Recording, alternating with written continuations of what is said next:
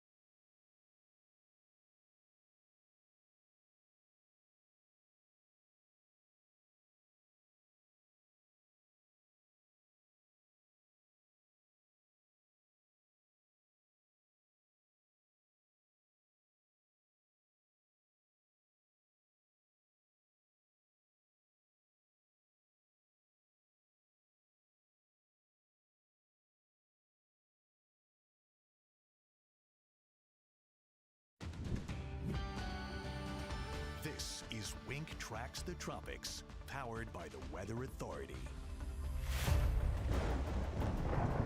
When the tropics are active and timing is everything, the Weather Authority is keeping you prepared.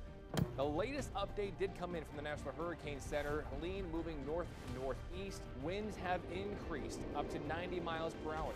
Keeping you informed. It's now 170 miles northwest of us, and as we had mentioned, this is a major Cat 4 hurricane. This is going to have major landfall implications. Southwest Florida has seen its fair share of storms in the past few years. We are leaving immediately after this because it is not safe. You're starting to see some of these debris, sticks flying up and out, and it's one of the reasons why Sanibel is evacuated. It clearly is not safe out here. But our slice of paradise has bounced back in ways we'd never expected. It's tough. We have each other, and that's a good thing. I wouldn't have made it without Marianne. We're going to make it. We're going to make it. Wink News has been there with you every step of the way. That won't change. Yes, we avoid the worst part of the storm, but the wind field's growing and the pressures are deepening. We're going to feel more of that influence on the back end with the surge. From forecast cones to safety tips, the Weather Authority team has you covered. You're watching Wink Tracks the Tropics. All right, welcome on in and happy Thursday, everyone. Thank you so much for tuning in to today's edition of Wink Tracks the Tropics. And hey, the tropics are still nice and quiet. We love to see it, but that doesn't mean there's nothing to talk about, right? We're still looking at models out there as we approach the final few days of the 2025 Atlantic hurricane season. I'll show you what some of those models look like because, yeah, there's a little bit of an adjustment in there. Some of the models that we look at consistently starting to show something down there in the Southern Caribbean, but we'll kind of talk about that. What does it mean? What do we look for, you know, when it comes to trends versus just one model run? It's really important when it comes to tracking the tropics. So we'll talk all about that. We've got some fun facts about hurricane season to talk about, some new information that just came out about the most powerful storm that we saw this past season and some of the impacts that it had.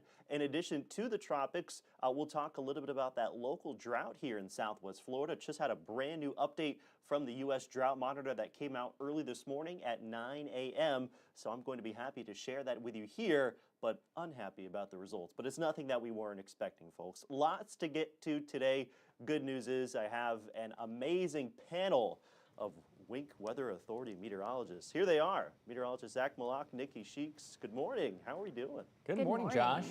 Very good, very good. So, like I said, quite a bit to get to today. We always like to start off with the tropics, so what do you hate? We get right to it. I want to start off with that countdown. You know I like to start with the countdown every single day because every day it looks better and better to me, right? We are down to the final 10 days of the 2025 Atlantic hurricane season, which comes to a close at the conclusion of this month on November 30th. I mean, wow. It's kind of feel like it's flown by a little bit, has it? Or has it felt like it's been like a long season? Gosh, I feel like it's always a long season, just because you're tracking, you're watching, you're seeing. I think it may have flown by just because we really had nothing that ever once was disturbing Southwest Florida whatsoever. We had some calls when it came to tracking what was in the Atlantic and calling it to steer away, and of course everything did. Haven't had any Atlantic hurricanes move into the Gulf this entire season. Really, the first time there's been no U.S. landfalls, no Gulf systems in over 10 years. So. Yeah, that's a good stat there, but I feel like every hurricane season is long. I feel like the clock runs fast from June till like middle of September, and then from mid-September to really mid-October, I feel like time slows down in those 8 weeks for me personally. Oh yeah, I feel like we're just sitting on like the edge of our seat when it comes to the peak of hurricane season and then into October, because that seems to be the time where we see our really nasty storms at least impacting us here in Southwest Florida. But I'm very happy we're coming to a close. I think everybody is. Yeah, absolutely. It is hard to imagine. The hurricane season is 6 months long. I mean, think about it. It takes up half the year. So, it's very glad that we are at the tail end of that, and we can enjoy the next 6 months and what that has in store weather-wise. I do want to talk a little bit about what the National Hurricane Center is saying and what they have continued to say over the past several weeks now since we had Melissa dissipate. No new development is expected over the next 7 days. There is nothing going on out there right now either. And of course, we have another outlook that comes to us from our friends at the Climate Prediction Center that I will show you here in just a minute. But before I do, I want to talk about some ensemble members, right? Again, this is from the European model. You may have heard of it. Again, it's a pretty popular model that performed quite well towards the tail end of the season. And what this graphic shows us is where it's ensemble members, right? There's dozens of these different individual models within the European that have different initial starting conditions. They sample the atmosphere a little bit differently, and then they spit out an outcome based on what you code it to. So this one's coded to show where could we see areas of low pressure develop over the next 10 days, bringing us through November 30th. The past few days, this has just been a blank slate pretty much. Today's model runs show a few of those ensemble members wanting to hint at some areas of low pressure trying to develop down there in the Southern Caribbean, which has kind of been the only spot that's shown any sort of sign of life here now over the past about 3 weeks or so, okay? So the one difference today is there's a few more of those ensemble members that show the possibility of an area of low pressure developing. That's the European model, and the GFS model, which is the American, also has a few members of its ensemble also showing that area of low pressure trying to develop. But here's the catch, guys. When we talk about looking this long range, what's it always about? Trends, consistency, right? And again, you have to remember, there's dozens of these ensemble members. You typically look for a few more for a real solid signal. And again, you look for consistency between model runs. The past few days, it's been spitting out absolutely nothing. Just because today it shows a few of those dozens of ensemble members, an area of low pressure developing down in the Southern Caribbean, pretty much the only hospitable part of the Northern Hemisphere on this side of the globe at least that can produce a tropical system.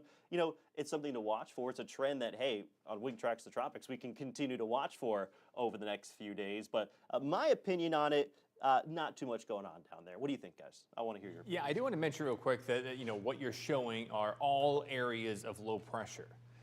All areas of low pressure means that all types of low pressure could be developing within those L's on the screen. We've got subtropical lows, we've got tropical lows, we've got extratropical lows. So just because we're showing every type of low pressure doesn't necessarily mean that, boom, down there, yes, it's still in the tropics, considered to be still on the warmer side with water temperatures, but it may not even be tropical. So kind of keep that in mind, that we're showing holistically generalized low locations, not necessarily saying tropical low locations, because obviously you're not going to have a tropical low develop in Atlanta, Georgia, or even coming off through the Appalachians in West Virginia. So, just when you look at these graphics for the viewers who are watching, just be mindful that we're all just not tracking tropical lows, we're tracking every type of low that could be developing, could be popping up. And again, we got 52 to 54 different types of solutions that are in these ensembles.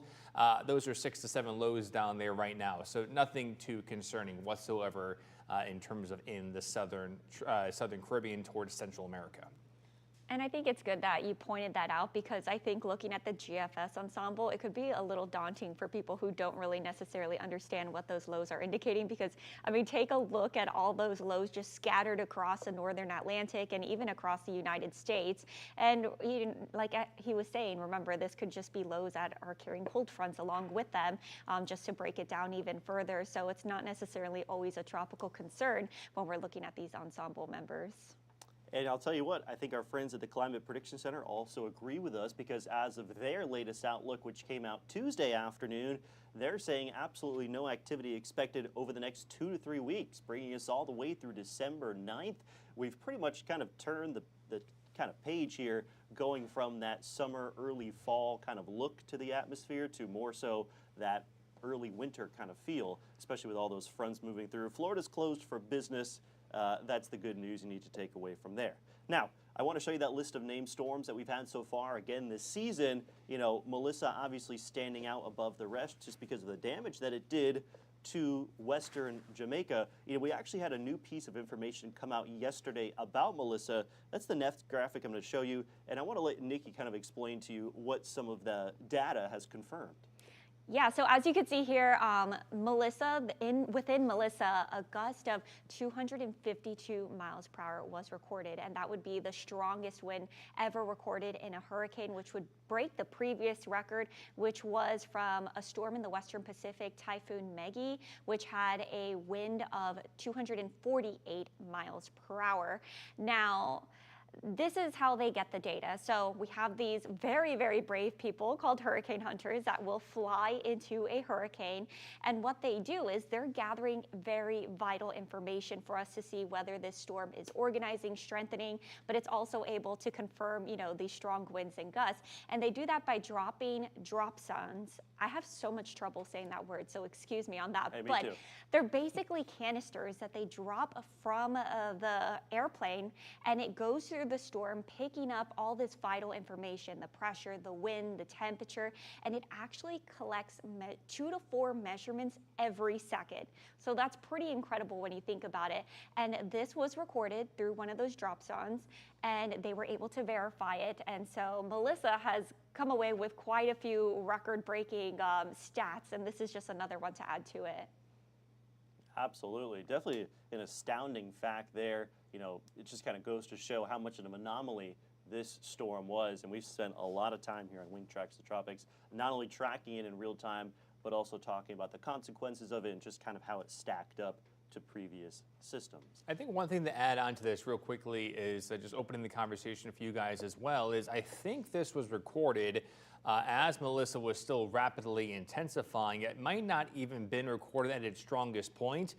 Keep in mind that a lot of those hurricane hunters had to abandon missions because the amount of turbulence that was going on within the center of the storm, the eye wall was just so strong that it was creating so much turbulence. I think one of the aircraft actually had to be grounded for a damage assessment just in case there was a little bit of extra turbulence that caused too many issues on it. So, you know, these strong hurricanes, just like this one, you know, we might have had winds even higher if some of those additional missions maybe did not get canceled. So kind of keep that in mind as well. But I wanted to open up the conversation because I think that recording was, from what I read earlier, it might have been right before or right as it was rapidly intensifying. It may not even been at Melissa's strongest point. Have you guys seen that as well? I didn't see exactly when the timing was when they did, you know, record this information. So that's a really interesting point to bring up because it could be even worse, you know, even stronger if, you know, it wasn't at its strongest point when this was recorded. Yeah, I believe it because right when it was about to make landfall, that's when the flights really started getting dodgy out there. You know, at that point, you know what you're dealing with. You know, a system that's about stronger than any other that you've seen so far in the Atlantic Basin. So at that point, a wind gust of 252 versus 260, it's going to do about the same thing, right? But it just kind of goes to show that, you know, it was already kind of known how strong this thing was. And at that point, are they going to risk their safety kind of flying that in there more and more? You know, kudos to them for going in there when it was that strong still. Absolutely.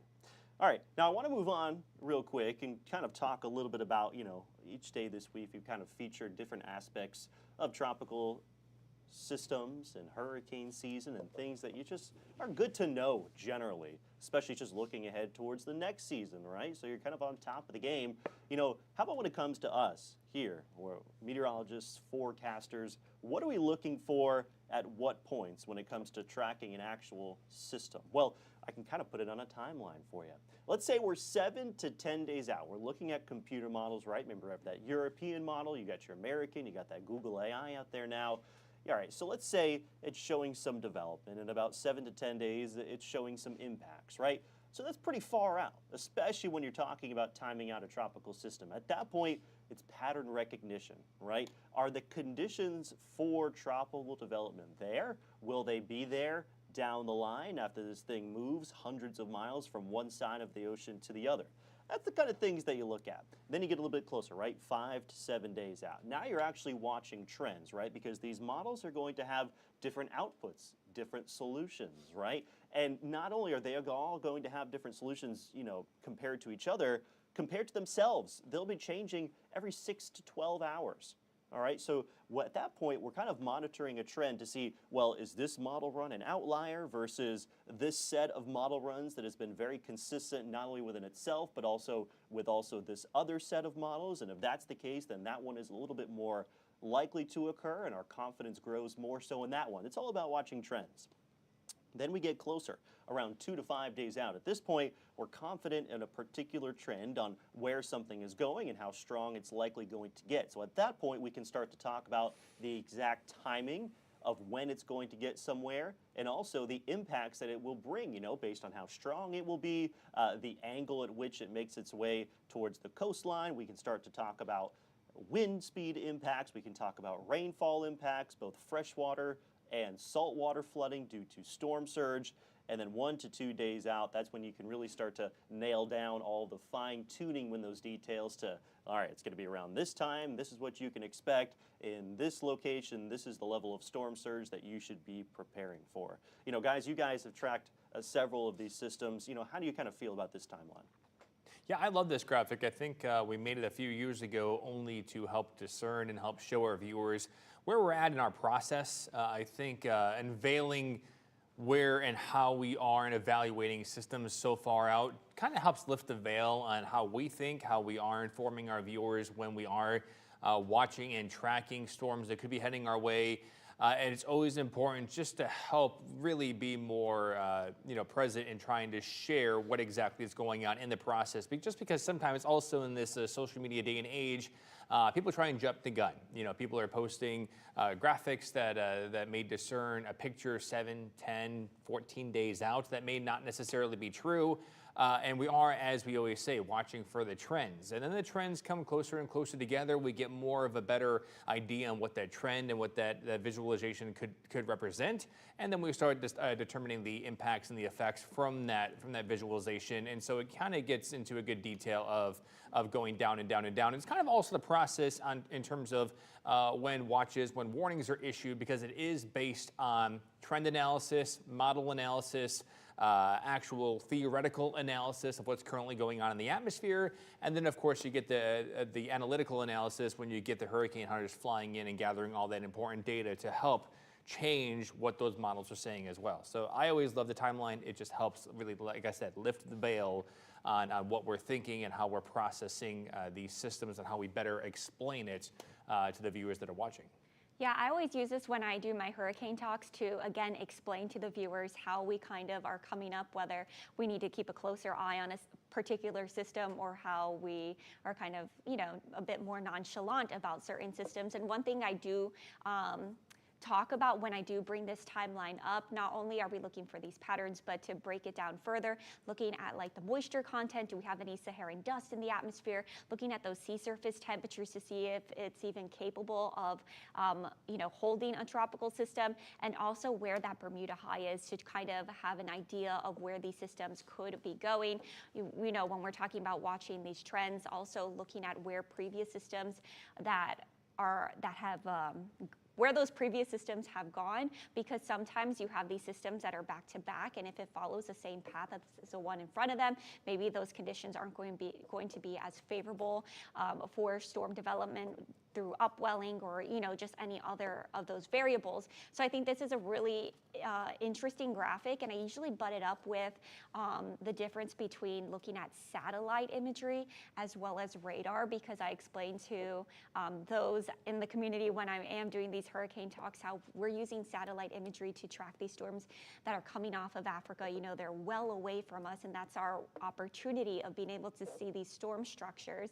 And then once the storm gets a little bit closer to home, that's when we're really using radar, and that's when the emphasis is on that.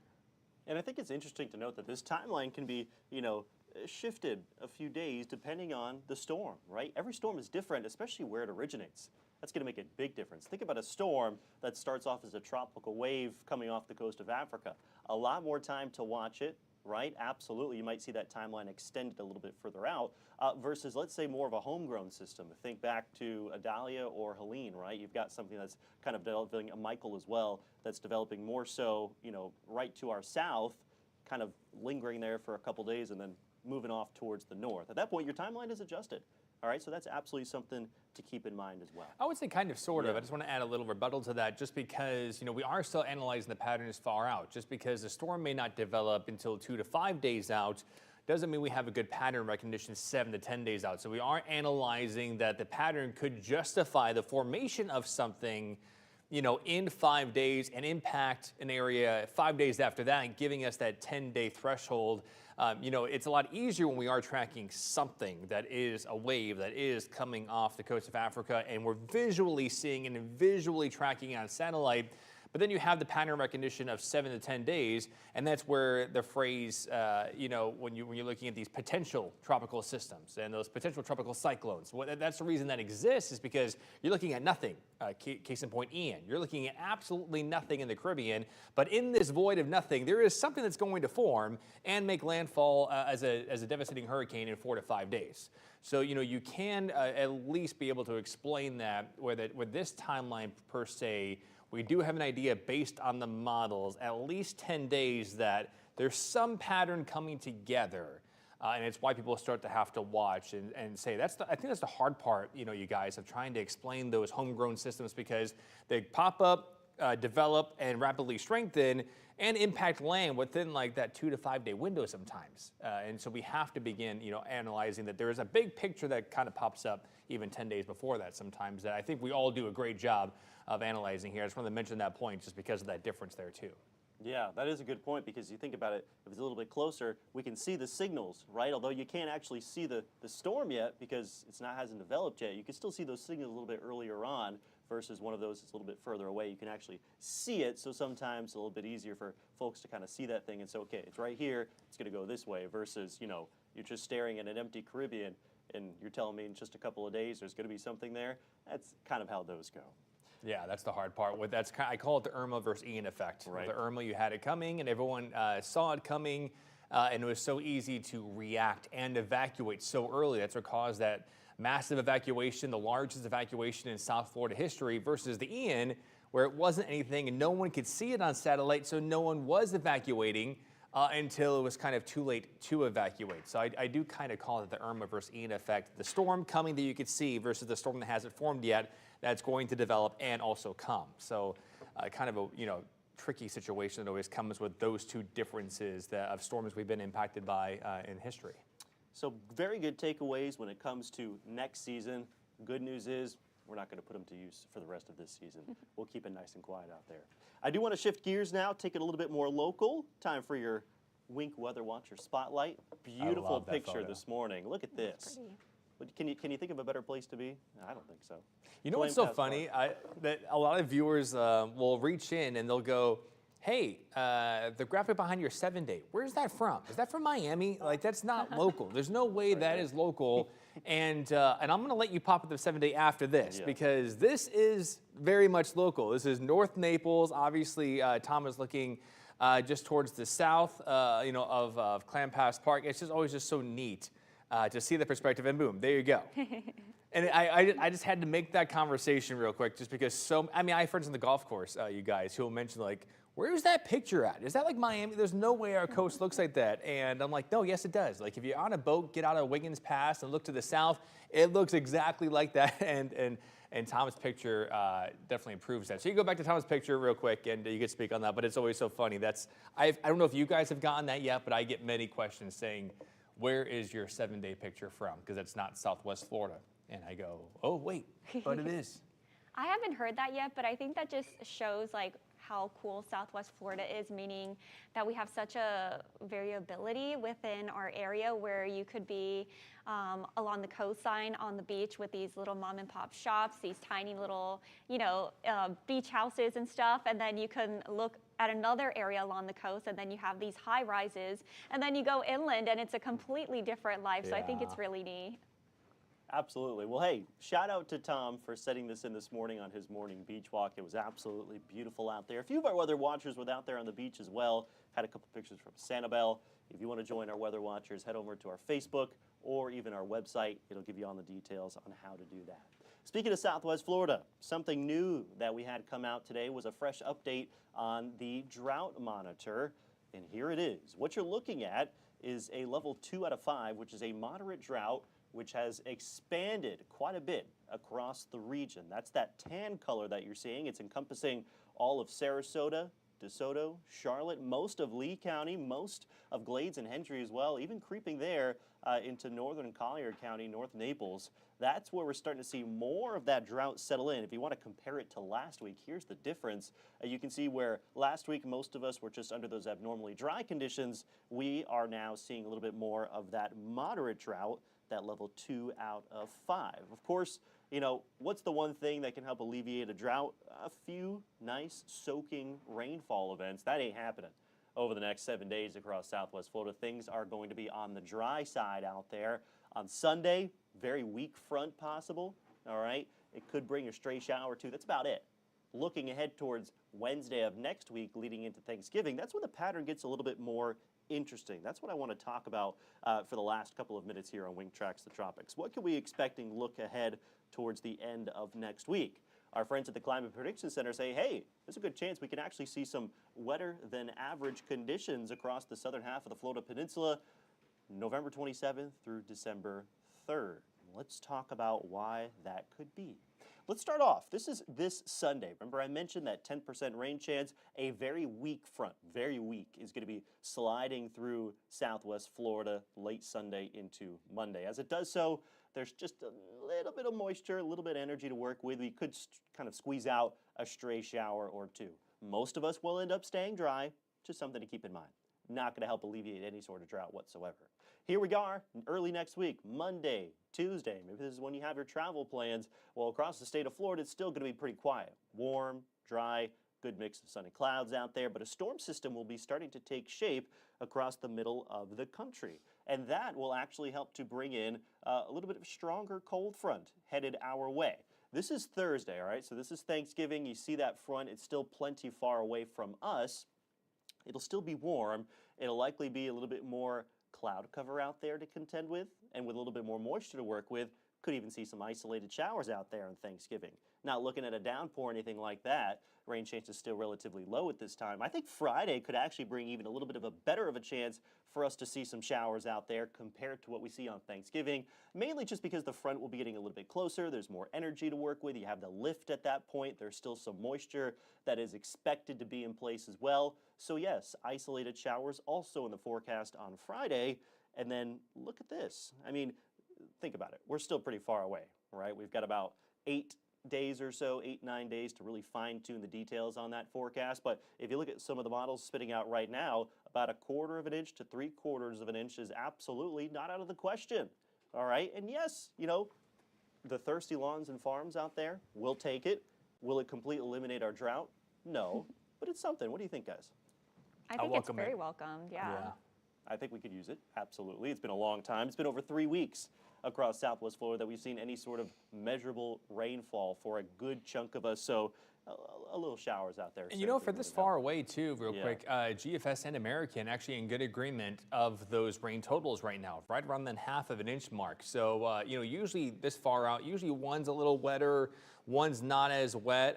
It is interesting to see that both models are kind of coming together to see that Friday is looking to be on the wetter side. And if that's true, we'll be bumping up those rain chances and possibly even increasing that threshold from isolated to scatter. It's something to watch and for our viewers to keep tuning into over the next week or so.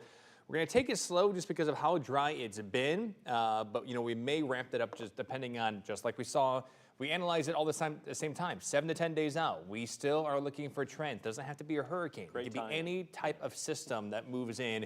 We look at the models, we analyze the trend, we analyze to see what really is coming together, and then we hone in on that forecast and get more nitty-gritty with the details. So it happens for every type of system we see here across our area. And I think going off of what you were saying about like maybe in the coming days we will bump up those rain chances. I know I'm always a little leery when I see a decent amount of rainfall towards that 8, 9, 10-day mark, and I usually round down basically on those rain chances because typically when it gets closer you see that that's really not going to be the case. So I'd be very happy to be able to bump up those rainfall chances. So it's something we will definitely be monitoring closely. Lots to watch for and lots to tune in for, both on air and here on Wink Tracks the Tropics again tomorrow at 11 o'clock. Same time, same place. I hope you guys have a great rest of your Thursday, and we'll see you back here tomorrow on Friday.